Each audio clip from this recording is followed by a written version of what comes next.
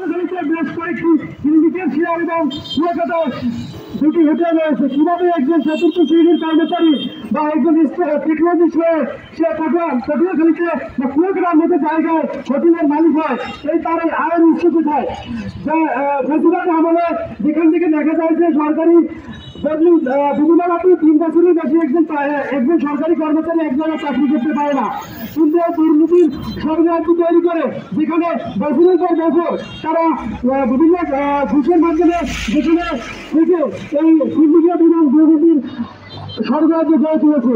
আমরা সরকারের নিকট এবং ইউনিয়নের নিকট বিভিন্নভাবে জানাবো যাতে পটুয়াখালী সরকারি কলেজ এবং সরকারি হাসপাতাল সহ মেডিকেল কলেজ এবং হাসপাতাল সহ যেখানে যারা কর্মরত এবং চিকিৎসক আছে তাদেরকে বদলি করে নতুন চিকিৎসক এবং নতুন কর্মকর্তা নিয়োগ দেওয়া এবং যে জনবল সংকট রয়েছে সেই জনবল সংকট অতি তাড়াতাড়ি পূরণ করে পটুয়াখালী জেলাকে যেমন বাংলাদেশের রোল মডেল ঠিক সেইভাবে পটুয়াখালীর স্বাস্থ্যক্ষেত্র রোল মডেলে রূপান্তরিত করার জন্য বিভিন্ন অনুরোধ জানাবো।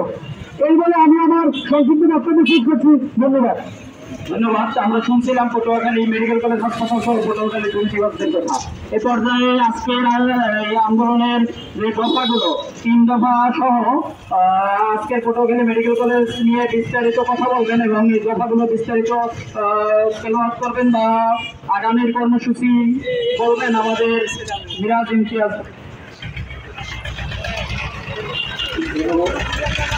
মূলত 3টি দফা, 3 দফা নিয়ে আমরা সারা দেশব্যাপী এই আন্দোলনটা গড়ে তুলেছি। মূল 3 দফা আমি করে শুনেছি।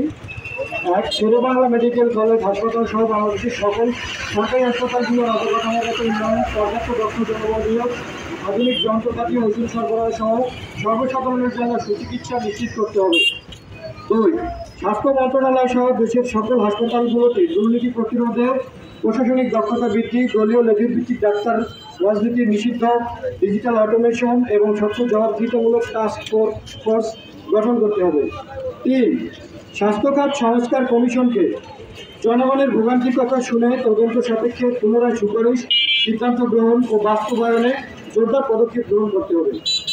এটি হচ্ছে আমাদের মূল 3 দফা। এর বাইরেও পটুয়াখালী সদর হসপিটাল নিয়ে আমাদের বেশ কিছু দফা রয়েছে, এগুলো আমরা পড়ে শোনাচ্ছি।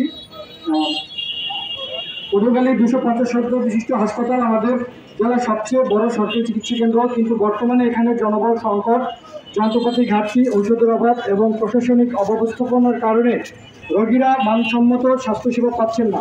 এই অবস্থা চলতে থাকলে জেলার মানুষের জীবন ঝুঁকির মধ্যে থাকবে। তাই আমরা নিম্নলিখিত দাবিসমূহ জানাচ্ছি। জনবল উন্নয়ন, পর্যাপ্ত বিশেষজ্ঞ চিকিৎসক নিয়োগ, সার্জারি, মেডিসিন, গাইনি, শিশু, অ্যানেস্থেসিয়া, জরুরি সেবা ইত্যাদি। নার্স ও সহকারী স্বাস্থ্যকর্মীর সংখ্যা বৃদ্ধি করে আন্তর্জাতিক মানে উন্নীত করা। 24 ঘন্টা জরুরি বিভাগে বিশেষজ্ঞ ডাক্তার উপস্থিত নিশ্চিত করা। নিয়মিত প্রশিক্ষণ, দক্ষতা উন্নয়ন কর্মসূচি চালু করা। অবকাঠামো যন্ত্রপাতি সংস্কার, অচল ও পুরনো যন্ত্রপাতির বদলে আধুনিক প্রযুক্তি সরবরাহ। আইসিইউ ও এইচটিইউ বেড সংখ্যা বৃদ্ধি।